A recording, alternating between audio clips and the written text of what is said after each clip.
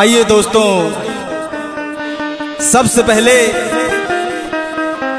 बाबा साहेब भीमराव अंबेडकर जी को चाहने वाले और सुनने वाले, उनके विचारधारा को मानने वाले को मेरा सादर जय भीम, नमो बुद्धाय। और ब्रजेश भैया, आज हम देखते हैं समाज में अनेकों लोग पूजे जाते हैं, लेकिन हम किनको अपना भगवान मानते हैं। गीत के माध्यम से कहना है कि मेरे मालिक,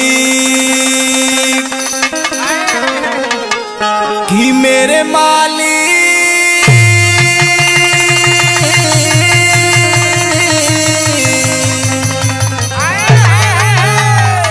मेरे मालिक मेरे भगवान मेरे साहिब है। मेरे मालिक, क्या बात है,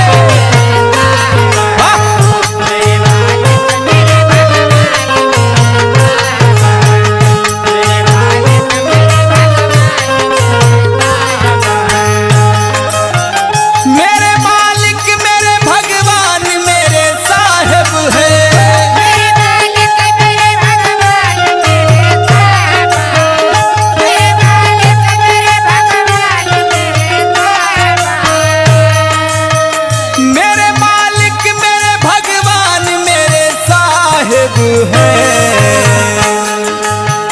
मेरी पहचान मेरी जान मेरे साहिब है। मेरी पहचान, क्या बात है, जलाल,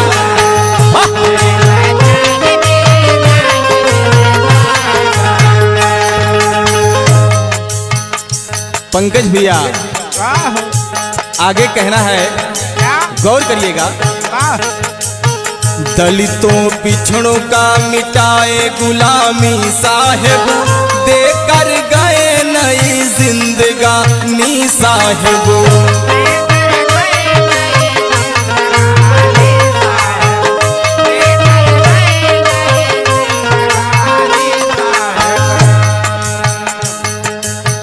आज जो हम शान से जी रहे हैं, हर एक समाज में उठ बैठ रहे हैं, वो किसका देन है? दलितों पिछड़ों का मिटाए गुलामी साहिब, देकर गए नई जिंदगानी साहिब।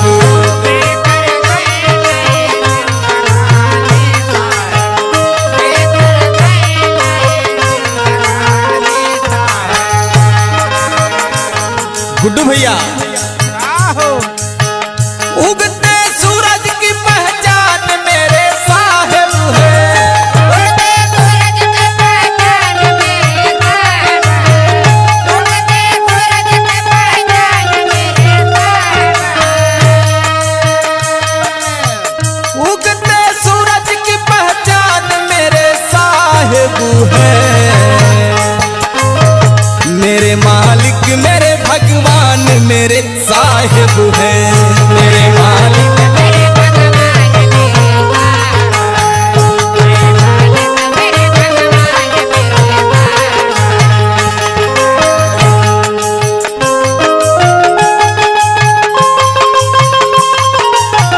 बनल रहा ज्ञान भैया, कौनो जोड़ा ना बहो।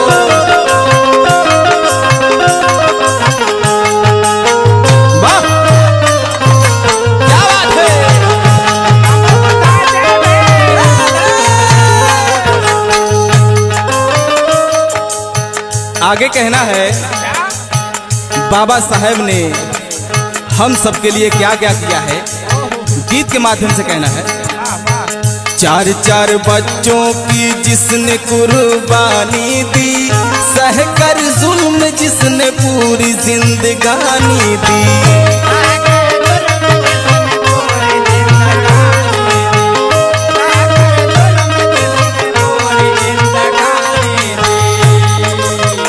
चार चार बच्चों की जिसने कुर्बानी दी, सहकर जुल्म जिसने पूरी जिंदगानी दी।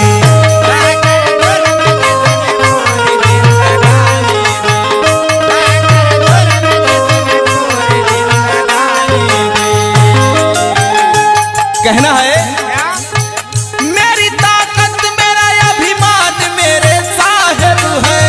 मेरी ताकत मेरा अभिमान मेरे साहिब, मेरी ताकत मेरा अभिमान मेरे साहिब, मेरी ताकत मेरा अभिमान मेरे साहिब है।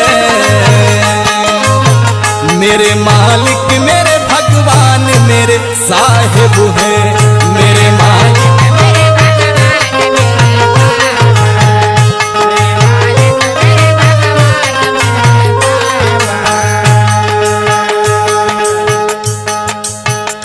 ब्रिजेश भैया आगे लाइन में कहना है दरिया बहती रही कोई किनारा ना था, भीम के बिना अब तो कोई सहारा ना था।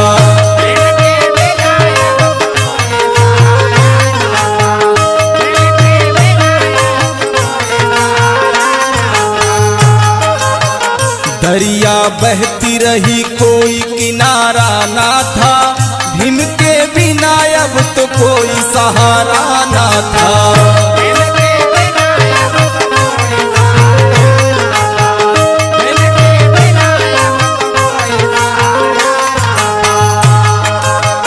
मेरी उम्मीद मेरे रहमान मेरे साहिब है। मेरी उम्मीद मेरे रहमान मेरे साहिब, मेरी उम्मीद मेरे रहमान मेरे साहिब, मेरी उम्मीद मेरे रहमान मेरे साहिब है। मेरे मालिक मेरे भगवान मेरे साहिब है।